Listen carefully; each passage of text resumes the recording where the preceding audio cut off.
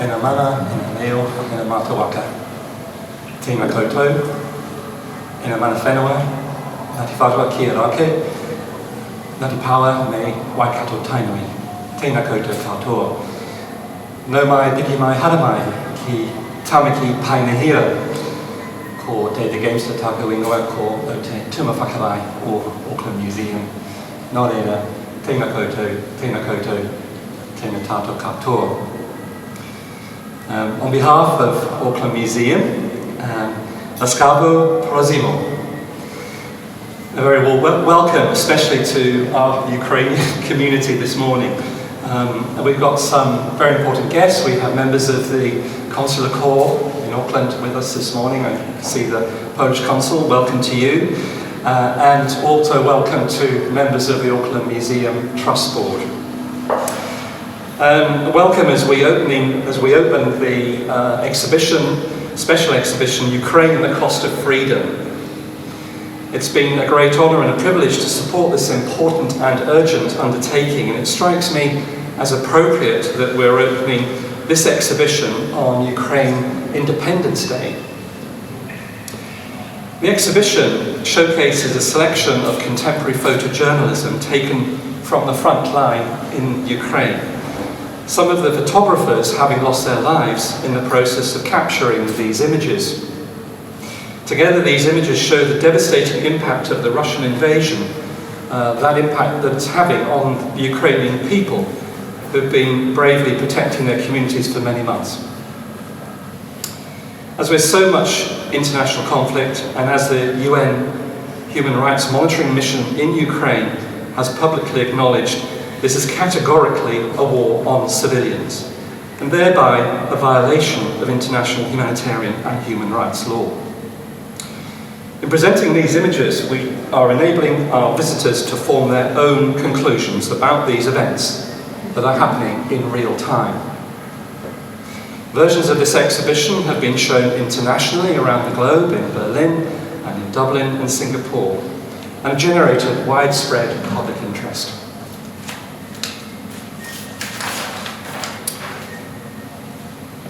In Te Tonga Community Hub, the Tamaki Painahira Auckland Museum community celebrates the diverse communities of Tamaki Makaurau by inviting them into the museum to create their own exhibition. Our visitors experience a community story not through the museum's interpretation, but through the eyes of the community itself. Everything that you'll find in the gallery has been carefully chosen by the community to tell its story, from the photographs on display, to the labels, to the signage, and the lighting, and the soundscape. Working closely with members of the community, the Auckland Museum provides exhibition space and technical support. I want to extend our profound gratitude to our partners from the Ukrainian community in New Zealand, in particular to Katia, to Cyril, Alex and Tanya, who've worked tirelessly to bring us to this moment. In addition, the exhibition would not have been possible without the support of Yuri Gladun, head of the Ukrainian Association of New Zealand North, Ukrainska Pravda and Ukraina. As tragic events continue to unfold in Ukraine, our thoughts are with you, your families, your extended community and your nation. This exhibition is many things at once, challenging and brave, topical and urgent, and connecting us all with a crisis that is affecting all humanity. Auckland War Memorial Museum was conceived and designed 100 years ago this year. It was designed to commemorate those who gave their lives for the freedom of others and for self-determination. Since then, this institution has been a place for reflection and questioning. Museums are often thought of as places to explore and interrogate the past, but they're also places to address contemporary events. And this has always been the mission of Auckland Museum, to enable our audiences to engage with the past, with the present, and with the future. So to our Ukrainian colleagues and friends, Working with us through all the challenges, you've honoured us with your story and with your trust. On behalf of all our visitors, thank you for partnering with us. Ngā mihi nui kia koutou katoa.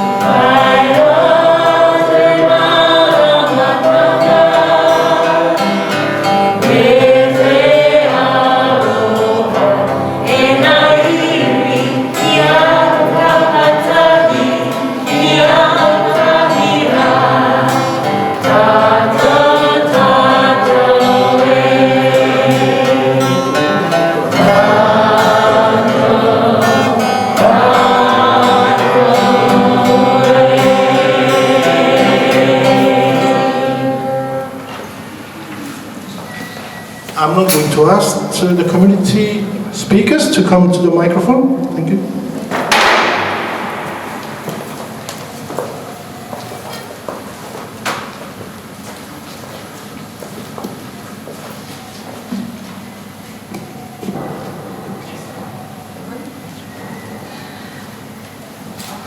Доброго ранку, Curator, and good morning everyone.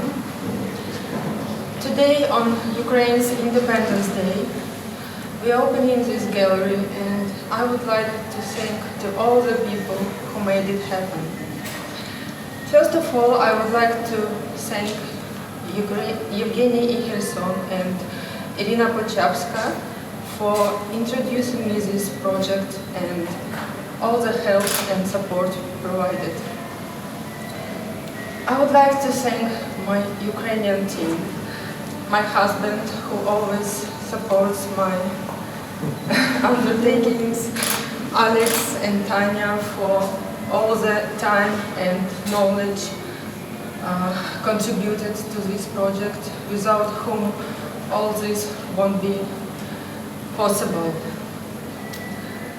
Special thanks to Boguslav Novak, who suggested us this beautiful location and who is supporting Ukrainian people so much.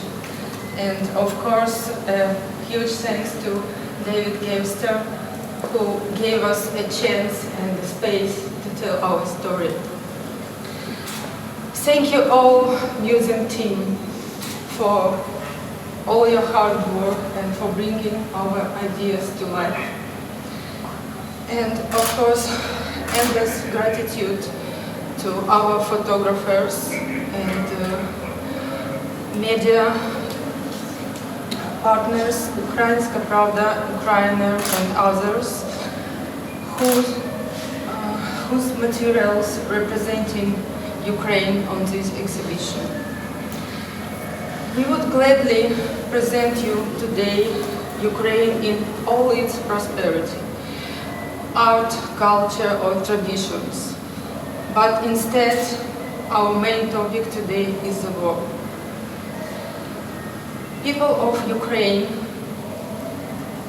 have revealed to all the world their resilience, strength and courage. Fighting Russian aggression, Ukrainians shield not only their own towns, homes and families, but the whole world's democracy.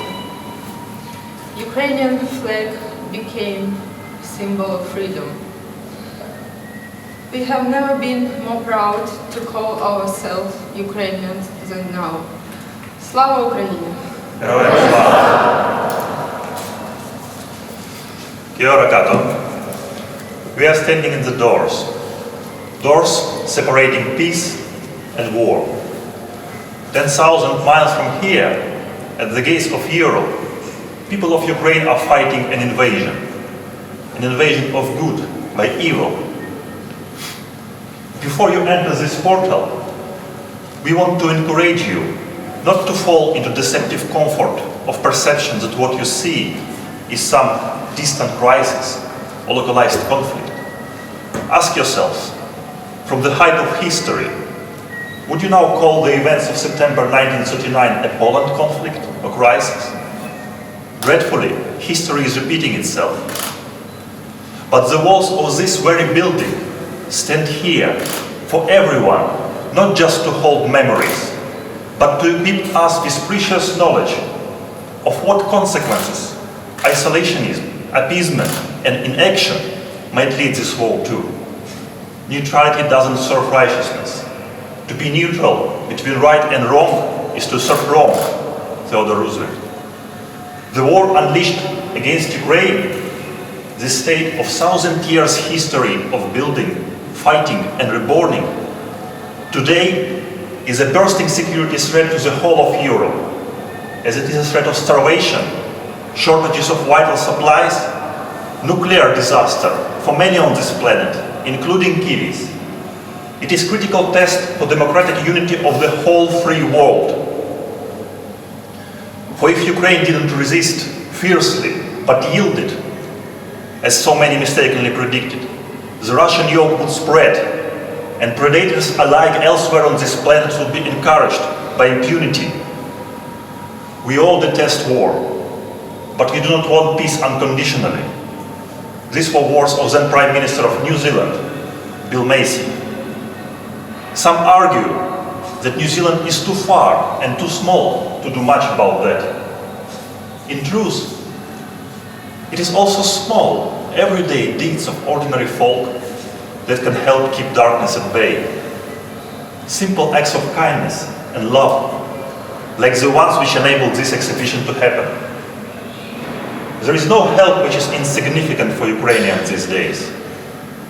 And with that, we would like everyone visiting to decide for themselves whether to stay neutral in opinion and deeds after what they see and learn, or do something to help.